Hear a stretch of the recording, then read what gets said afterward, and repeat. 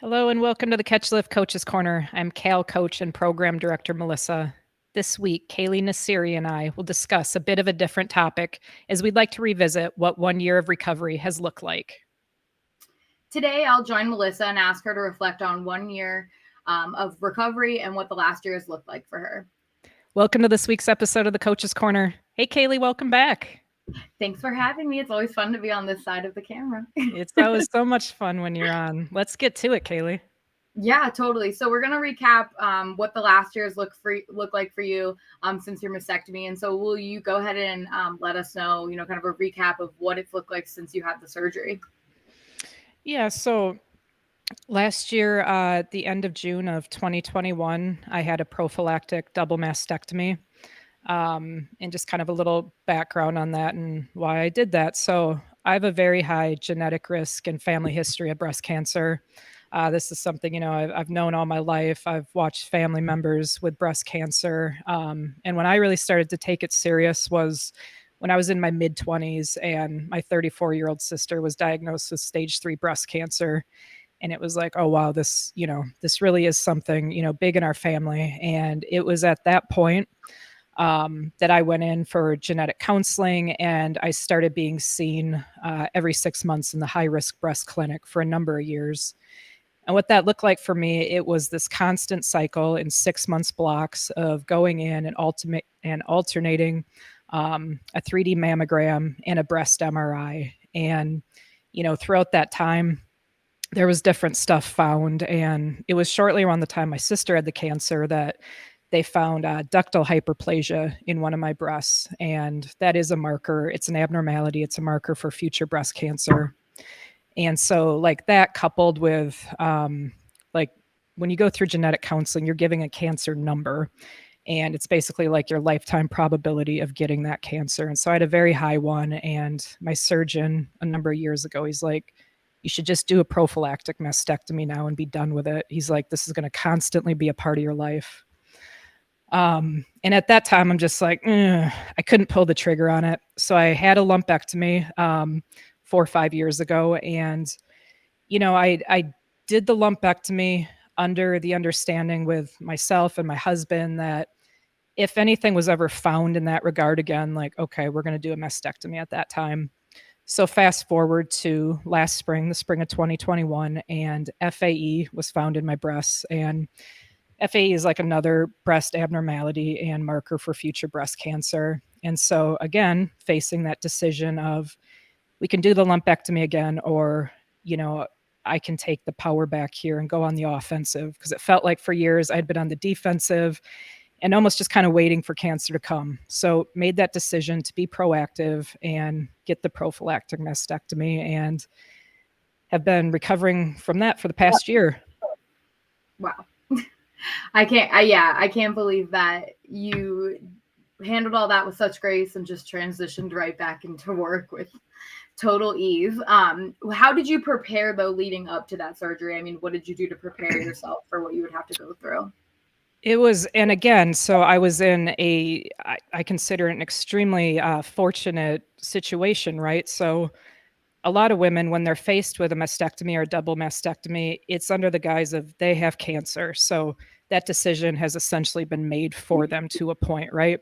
And so this was me deciding it on my own, myself, my husband talking about it. And I had, from the time when I said, yes, we're going to do this double mastectomy, I had probably 8, 9 weeks before the actual surgery date. So I had a good amount of time to physically, mentally, spiritually prepare myself. The biggest thing on the physical side that I did was I dropped any additional body fat I was carrying to accommodate for the surgery without a reconstruction.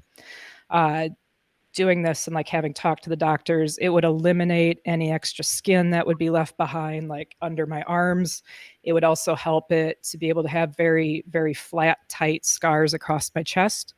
So, I did that. I really tightened up my diet, dropped any kind of extra fluff I was carrying. And then though a lot of the prep though was really on that mental side and kind of mental spiritual side and just like personally. So, I was going to weekly therapy, discussing this with my therapist, and just really getting into a good space with it. Same thing, like on the spiritual side, I'm a very religious person, so I prayed a lot on it and everything, and just tried to, you know, be at a good as good a spot as I could going into it. Totally. Um, and I'll share Do this you think too. that time? Do you think the time helped you? Like, do you I think do, that yeah, preparation I helped, do. or So made you more nervous up until? it could have went either way, right? Yeah. Because I am a person, like, I deal with very high amounts of anxiety, and so if I Mhm. do have a lot of time to sit and stew on something, it can go very south very quick. But again, this was like a much more like focused thing. Like I used that time. I didn't look at it as time like I'm sitting around waiting for the surgery. I was proactive during that time. Like I almost counted it as part of the surgery, right? So just, losing any additional body fat that I wanted to get rid of, making sure I was eating really clean going into the surgery. Like on the fitness side, there was a number of lifts that I peaked out with my coach right before the surgery. So like I was really focused on that because I wouldn't be able to lift heavy for a long time. Um, like I said, like on the like spiritual religious side, I really got kind of my affairs to a point in order and just got to a really good spot. And all of that really worked in my favor going into the surgery, I would say. Yeah, that's great. Yeah, because I would wonder if it that's a double edged sword. Having time to Yeah, it prepare could have and went. Yeah, having it could have time to went like south too. Yeah, absolutely. And I yeah. know that you had a close friend stay with you immediately before and after the surgery. And how did that kind of help you when you were healing and kind of preparing?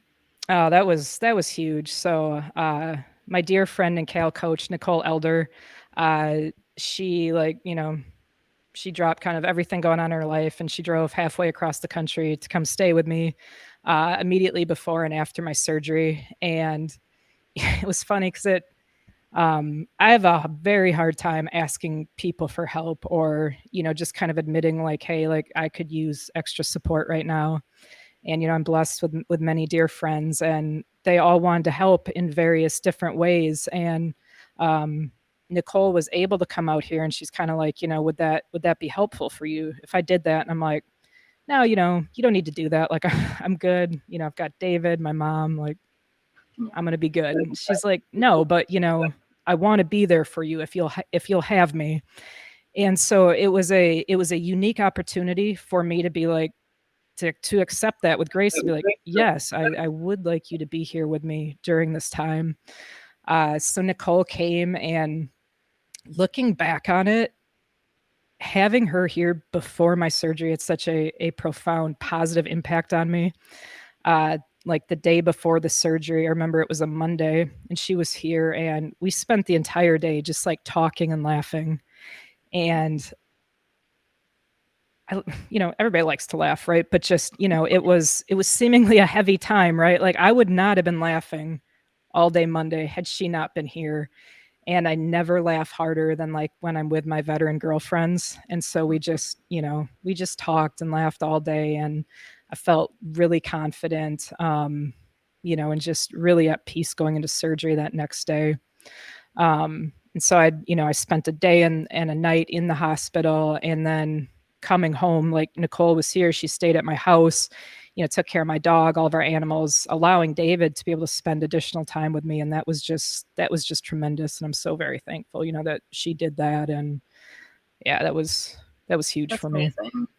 That's Yeah. amazing. And I'm so glad you were able to accept the help from her as I well. am too. Yeah. Cause I'm like, no. Yeah, no, and I can absolutely relate to that. But I'm glad Yeah. that it's beneficial for you. And there really is nothing quite like that time with your friends one on one in person, especially if it's Yeah, not for something you sure. get often. Yes. Yep. Yeah. And I know that fitness has been such an outlet for you. So I was so worried that the idol of that recovery would be hard for you, which was no surprise to me when I was receiving videos of you working out within like days. But how was it losing that like anchor, I would say, of like training for strongman during that time? Like how did you kind of figure out how to re-gear your personal therapy of fitness when you couldn't really like Yeah. overall do it? Yeah, I was very, very nervous about it on the front end, and, like, if I'm quite honest about it, and for better or worse, right, I don't know if it is, but probably the thing that I was most worried about with the surgery, obviously, the act of not having breasts anymore was a big deal, but also it was a very, very huge deal in my mind that I wouldn't be able to train the way that, I like to train, that I feel like I need to train. I was concerned about, losing all my strength. I knew it was going to be many months before I could do anything chest related again in the gym. Um, but I also knew, because I had, great people around me. My husband was incredibly supportive. I have a tremendous coach that I've worked with for like 3 years now, and both of them, constantly told me, "You're gonna be okay, and you're gonna get back to where you were, and you're gonna exceed it." Um, so having people around me that, I trusted and I looked to, and just kinda having them constantly reassure me was a big help. Um, but it was very difficult, and so, like, I got home. I had surgery on Tuesday, I came home on Wednesday, and on Thursday, I was back in the gym. Like, Nicole was still here. Like, I hobbled downstairs to the gym. I got on a bike and, like, I pedaled for a couple 100 meters and then felt like I was gonna tip over, right, from the anesthesia still in me. Um, but that's what I did. I just started moving immediately after the surgery, and I never quit, and it was obviously scaled, and, in the early days, the early first few weeks, like, all I was doing was body weight, primarily lower body weight movements, so air squats, walking lunges, adding in an overhead reach with the walking lunges, for arm movement. Constantly throughout the day, taking my arms through all ranges and planes of motion, which was extremely valuable to me and really, really helped with my recovery overall. Um, Something I had been told on the front end from my surgeon was that, about 3 weeks into my recovery, he said that the muscles would contract and tighten up in my chest and shoulders, and he's like, you're not going to be able to move your arms, and he said it's going to feel like you're physically tearing muscle to be able to move your arms, go through a range of motion. I'm like, oh shit. So, so the whole early part of the recovery, like, I was on hyper alert for this. I'm like, oh man, when am I no longer going to be able to move my arms? And um, I just literally continued to move them. Like, you talk to my husband or anybody that was around me physically in those first few weeks, and that's constantly what I was doing, was just taking my arms through various ranges of motions. Um, and I never really did hit that point where everything tightened up like that, and it in that way, just with my body and how it responded, the recovery moved around along pretty good. Um, I relied heavily in the gym on a couple specific pieces of equipment to be able to get back to kind of lifting faster and being able to load my body. Um, with the nature of the surgery and what happened, so my pecs were cut in half, both ways. And so, like, I couldn't, you'd think, well, you can still train lower body, so go squat in the gym. I couldn't hold, a barbell on my back or in the front or anything. And so I utilized like a safety squat bar. And so that's a bar, that's going across your back, and it's got a separate piece around your neck, and you can hold the bar from right here. So I did a lot of work on the safety squat bar, squatting and doing good mornings. I have a belt squat machine, so you can strap yourself in at the hips and do squats and stuff and load your body. I did a lot of that, in the early weeks and months. As soon as I had kind of enough coordination stuff back in my body, I started, strapping myself into a sled, doing heavy reverse sled pulls, just anything I could do to try to put, work capacity on my body, we were doing during that time. And that's when I found cycling in there too. Yeah, and that's what I was going to ask you, because the first video I saw of you, you were cycling. And Yeah. I was like, not surprised at all, obviously, but I was like, she is crazy. She's out here cycling days after. And so how did that become like such an influential part of your recovery? So I'm very competitive with myself in the gym and lifting, and obviously I could not lift anywhere near to a capacity to what I was used to lifting but I still needed that time in the gym. I still needed to be able to physically exert myself, right, as my therapy, as this stress relief, if you will. And so I've got a bike erg, and I don't like cardio. I don't like to run. I don't like to bike. I don't like to do that type of thing. It's not my jam. But biking was something I could do from literally like right away, right that first second day home I was on the bike. Um so I talked to my coach about it, and it was like, okay, well, let's start incorporating bike riding in. And I started riding bike, and at first it was just a few minutes or a couple hundred meters, and I started building it up, and I became competitive with myself, day after day. And so I started biking 5 days a week in the gym. And what I would do was I would just simply add 400 meters a day. But over a week for me, I was adding 2,000 meters a week. And I was able to build up, meters and mileage actually fairly quickly. Um, so I did that, and I ended up working up to in January, when I was still heavily riding bike, where I was riding over 20 miles in a day. For kind of my specific training, I would break it up into like 3 legs of the day. So if I was going to ride, 32,000 meters that day, I'd ride 10, 12 in the morning, 10, 12 in the afternoon, 10, 12 in the late afternoon. Just was better for me metabolically.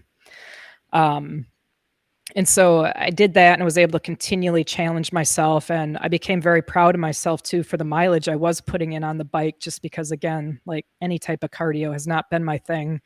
So it was something that was difficult that I could do in the gym, that challenged me physically and mentally definitely, because it's boring.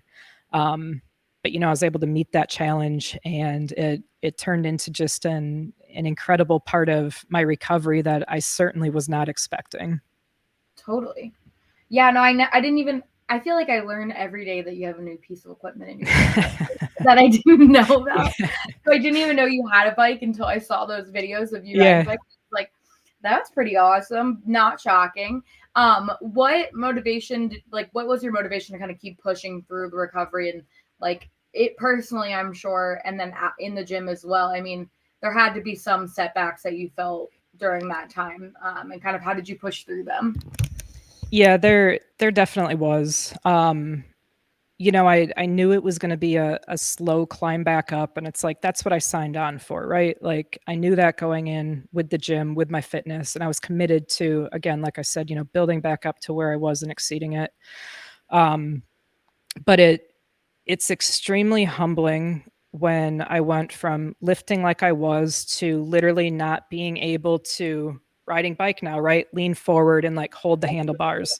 That amount of pressure was too much on my chest. I couldn't go down on the ground and even get in like all fours, because just that amount of pressure, too much. And so on the front end, I'm like, I can do this. I'm very good at enduring hard things and just staying the course. But once you're physically in it, it was challenging, right? And so there were moments of, um, am I actually going to be able to get back to where I was? Like, is that feasible here? Like, I cannot physically touch my chest without just wincing in pain, or discomfort. How is this going to work? And so again, I can't say enough about the support my husband David gave to me through that time. I leaned on him very heavy for support and encouragement. And there was just a lot of days that I just needed to be told that you're on the right path and you are moving forward. And David constantly did that for me, which was huge. I also, when I would start to feel kind of defeated, not even just in the gym, but just in life, not being able to move around like I wanted to. Um, I would pray, and again, like I said, I'm a very religious person, and I would offer it up, and I would offer up these sufferings, or the discomfort I was in and stuff, and it helped me kind of refocus, um, this pain and what the purpose of it was. And so definitely, my faith and the support of my husband and coach and my friends was just it was absolutely crucial during that time, and to help me keep pushing forward. Totally. And did you feel that like taking control of the narrative of your life was another, empowering factor of pushing forward? Oh, Completely, because like I said, for so many years, it felt like I was just on defense, and like, Yeah. I can see it so clearly now, right? Because it's been about a year since that surgery. I haven't had a mammogram this year. I haven't had an MRI.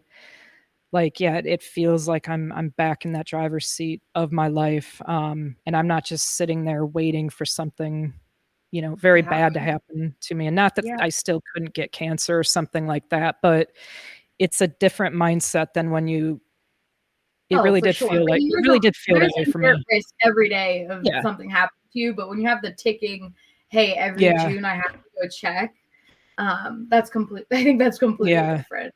Yeah, yeah, so I it's just I can't imagine. I can't imagine that feeling of that lingering doom that you must have felt over the years. But I personally feel that the empowerment of like taking back the control must have yeah. been huge to you and such a relief for your anxiety too. Yeah, Um, it definitely was. It definitely was. yeah, Yeah, so glad, that I was able to find that strength at the time, last spring and be totally. like, yeah, because Because it you would could have have been very absolutely easy. gone for the lumpectomy again Yeah, instead. it would have been very And the easy to way do that. Yeah, absolutely and would have. part of me wanted to do that, right? Like, it would have Totally. been lumpectomy, like, maybe 3, 4-week recovery, I'd have been completely fine, but Yeah. I'm like, I mean, "No." I as a woman, I would have considered it. Yeah. Yeah. And so I have to ask, where you're currently at with your strongman training. I know that's your bread and butter. Um, and what it's meant for you to kind of get back into that again. Yeah, so I really didn't get back into it, I would say, until excuse me, probably, well, started kind of building up January this year, but really February of 2022 is when I would say, I got back to really training kind of normal for me, at least doing all the movements. I started doing 100% of the movements I was doing pre-surgery in like mid-February. So this included things such as the stone load. I knew going into the surgery that the hardest things to be able to come back and do were going to be things that were directly chest related. So we knew, the bench press was going to be, a lot to build back up and get back into. And the other real big one was the stone. And the stone is my absolute favorite thing to do in the gym. And this was literally one of the things that probably gave me the most pause on the front end. Again, whether whether it's good or not, it was the fitness and it was the stone. And I'm just like, what the hell am I going to do? Not being able to touch this thing for, I don't know, maybe a year. I have no idea how long it's going to take to be able to physically do it again. Yeah. Um, and so, this whole time though, leading up to February, we were obviously training, different kind of accessory movements to support me being able to get back to doing all these things that I was doing. And so it was like the second week in February this year, I got to do stones again for the first time, and oh my gosh, I was so freaking excited and just I was like, holy cow, I can do this again. I there was definitely times, like I said, where I didn't know if that was going to happen, if I was going to be able to do that. So it, yeah, Totally. I And can't even why do you describe how happy I am about that. yeah, why do you find the stone like so empowering? What about it is so empowering to you? So I think there's several things. The particular stone I use, it's a 20-inch stone of steel. So its diameter, I can't get my arms around it off the ground, right? So from the ground, I'm using my entire body to pick up the stone, lap it in my lap, and then go into a triple extension and load it over a bar. Um, and it's big and heavy and, weight and size, like, it's like a rolled up person. I always think about that, and I joke to my husband, I'm like, "Roll you up in a ball shape, and I'll just pick you up and toss you too," you know? But it is, like, there is not a time in my life, in my days, in my week, where I feel more empowered or more physically capable than when I'm picking up a stone and loading it. Like, That's so it cool. just yeah, it flips all my triggers, it's my thing. That sounds like Um your guys's like what am I? I'm having a brain uh when you're stacking hay. That like Yeah. that Yeah. reminds me of when you guys are stacking hay on the farm. Yep. Yeah. Uh, Yep. that's, I mean, also like when, farm fit, but like those are probably, motions that actually do help you in the gym because it's a Yes, they repetitive do. motion. You're doing like, stacking hay and I think people think hay's light, but Oh, it's it's not. not. Yeah, no. It's no joke. It's no But joke. I never knew. I mean, I did know about like rolling and stacking hay growing up in Maryland, but I didn't know about how, labor intense it was until Yeah. I moved to Montana because people would like go home to their family farm and help Yeah. for, the weekend or something. And I would just be like, what? Like, that's crazy. But that does sound super empowering. I mean, anytime I can lift anything heavy, I'm super proud of Yeah. myself. Oh, for Uh, sure. but just the idea of this like organic shape that you're lifting and that Yeah, there's sounds no so handles, there's no no, it knurling, sounds so there's cool. yeah, you Yeah, just gotta figure it out. So, yeah, that's awesome. I wanted to ask you a little bit more about what it was like overcoming, the differences that you would have to face body image wise. And, we did touch on this the first time we had our episode talking about the upcoming surgery and, how you had to talk to your daughter, Anna, about like, what makes a woman and obviously breasts don't make a woman and right. trying to explain to her what the differences would be, now that you're having the surgery. So what drove you to, make that initial decision not to reconstruct? So, it's definitely a personal decision, right, for every woman that they need to make for themselves if they're gonna reconstruct or not.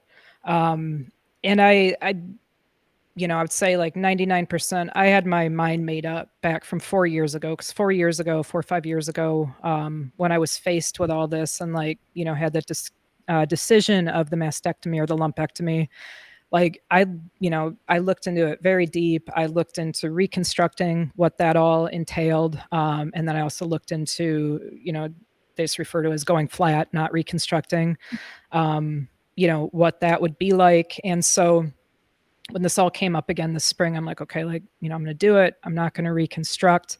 Again, it's personal for everybody, but I knew for myself that I would not be happy or content looking down at my chest and seeing reconstructed breasts. Like it just thinking about it, like it didn't feel right to me. It didn't feel like a good decision for me. But I felt like I could mentally work through a chest without breasts. Like to me, I felt like I could deal with that. Um, so that's what I did. And it was certainly it's given a lot of opportunity to talk to my daughter about, body image, what it means to be a woman or what makes a woman. Um, and these conversations have been extremely meaningful for me and very, very healing too, because I mean, I'm sure you'll agree with this, Kaylee, right? Like if you and I were sitting and having a conversation about this, as friends in private, you would say things to me like, it's not breasts that make a woman and, this, you're more than your body. You'd have all these very nice things to say to me and you'd be very supportive as a friend. We talk to our friends that way, right? But we don't often talk to ourselves or about ourselves in that same way, right? So in ourselves privately, in our mind, we go very negative and then, so it's like, oh, what are people going to think of me or I'm going to look different or just all this stuff, but it forced me to talk very open and honest to my daughter the way I would talk to a friend about this. But really, right, it was being reflected back at me because I was myself, my body was the subject of it all. So it forced me um, to be very, very real, but also show myself a lot of grace in this situation. And yeah, my daughter definitely has been one of the people that has helped me most, like through this and just being okay with the whole thing. She always makes me laugh and smile because she'll see me like in a fitted t-shirt or tank and she'll be like, "It looks like you have boobs." And I'm like, I always get a big smile and I'm like, "Oh, thank you." I'm like, "That's my pecs and that's why we lift weights and do push-ups," you know? That's And so so funny.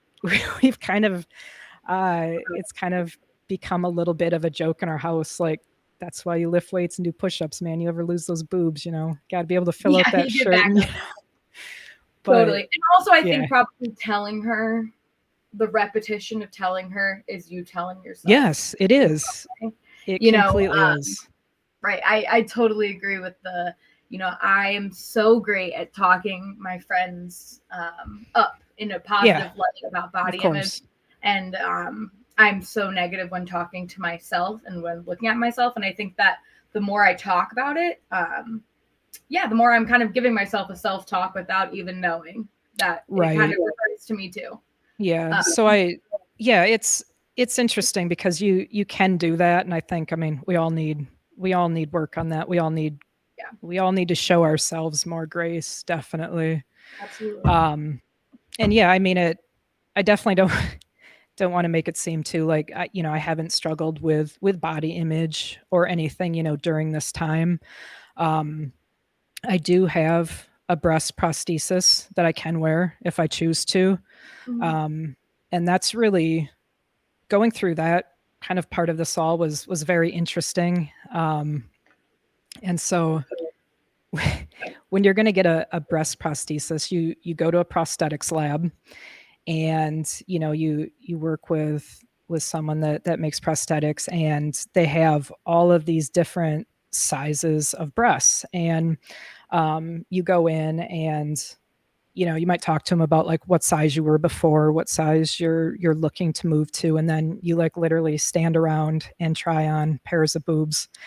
And so David and we went and we did that together, and again, like, we laughed and we didn't take ourselves too serious, and it was fun and whatnot, and eventually I did find the fit that would work for me.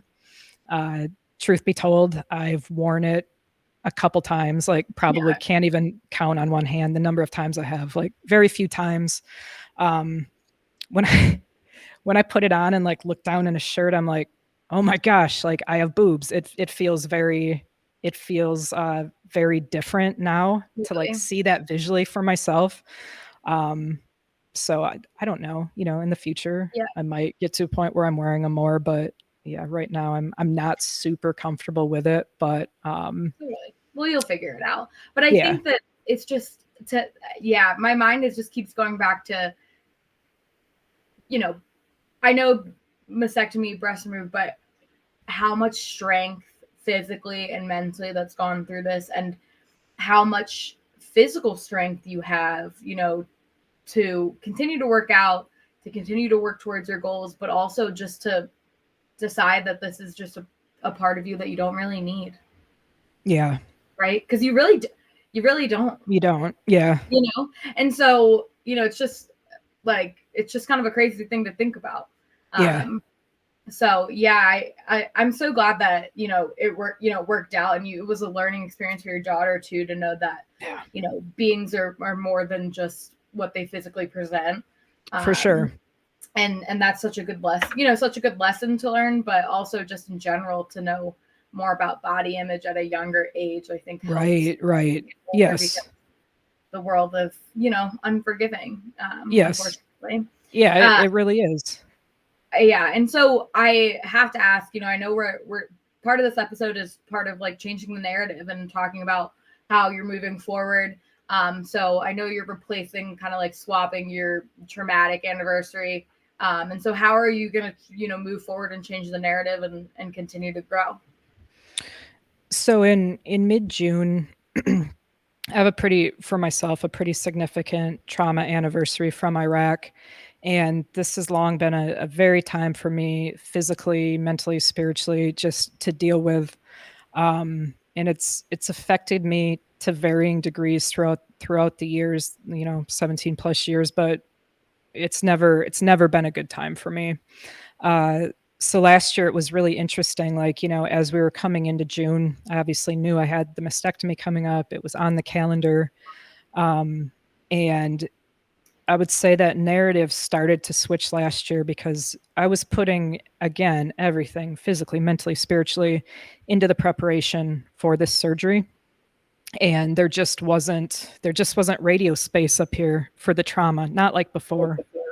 Um, And so this year, it's been very interesting again, leading into June, and we're obviously in June now, but um, it's been more of me reflecting back on this past year and the strength that I have shown and demonstrated to myself.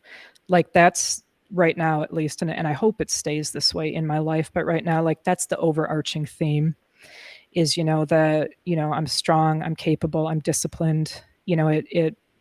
It reinforced those things that I knew about myself, but that it's easy to kind of forget or doubt yourself in those ways. And I think a lot of it a lot of it probably started, and where maybe the switch kind of actually got kind of switched in my head was like last year when I did wake up from the surgery in that room, because one of the things I was most worried about, I knew in the end, I knew I'd be okay with my chest and my new body. Like I had confidence in that. But I was very worried about what it would be like to look down at my chest for the first time without breasts, and like what's going to go through my mind. And I was very worried about that because the trauma that I do deal with in June, it deals with, my body and my sexuality and things that happened to me. And so I was just like, what if this really flips a switch the other direction and really messes me up? But that's not what happened. So after you have a mastectomy, you have to stay in a tightly wrapped binder for a number of weeks while your chest literally kind of heals back together. You also have, drain tubes that are under the skin in your pecs, and they run down and they come out of your lower ribs. Those drain tubes, they need to be stripped multiple times a day and whatnot. And, cream you got to rub on your chest, so on and so forth. So in that hospital room, though, once I came out of anesthesia and got moved back to my room, it wasn't very long. And like the nurses came in and they were going to remove the binder, because they were going to show me or show my mom and I like how to strip the drain tubes, and they were going to put some cream on. And I remember like, this heavy Velcro, and it's on very tight. You're strapped in, and, they ripped this Velcro off, and I looked down and just kind of like did a deep sigh, and I'm like, okay, this is me. I can do this. And I think that moment in and of itself was like this very profound moment of me accepting myself, all of me, and just scars and all, like I'm gonna be okay here. I'm gonna be okay here. And so again, fast forwarding to now, um, I'm just so grateful for this past year. I'm so grateful for the struggle that it was, because I learned so much, and I'm able to look back this June not on this horrible trauma that happened in my life 17 years ago. I'm able to look back 1 year ago when I took back control of my personal narrative. I became offensive, and I did this hard thing and I endured it, and now I'm on the other side of it, and building back up, and stronger than I was before. So I'm very proud of that, and I'm grateful that this now becomes a part of my June narrative, and it's not just trauma and grief. Totally. It's success and Yes. overcoming. Yep. Yeah. That's a beautiful way to look at it. Yeah. So how has the Cal community aided you in this overall recovery? Oh my I know we gosh. talked about Nicole. Yeah. Yeah. Oh my gosh. There aren't I don't have the words for what the Catch Lift community has meant to me this past year, truly. First of all, I want to thank the entire Catch Lift organization for all of the prayers, love, and support that I have been shown. It's absolutely it's humbled me greatly. It's humbled me greatly, from obviously our Catch Lift team, our veteran athletes, our volunteers, the people that have reached out to me and supported me. It's just, it's mean to everything. And so I truly thank everybody, that has been a part of this last year with me. Having a community behind you really does make all of the difference. And I used to feel, if you'd asked me a few years ago about my community, I'd be like, I don't have a community. Like, I don't have one. And I have so much community now, and I'm so grateful for that. It's such an incredible gift in my life. And I learned so much from the Catch Lift community about pushing forward regardless of circumstances. Like there is just never an excuse. And I'm so grateful for our veteran athletes and the tremendous witness that they show every day to strength, determination, dedication.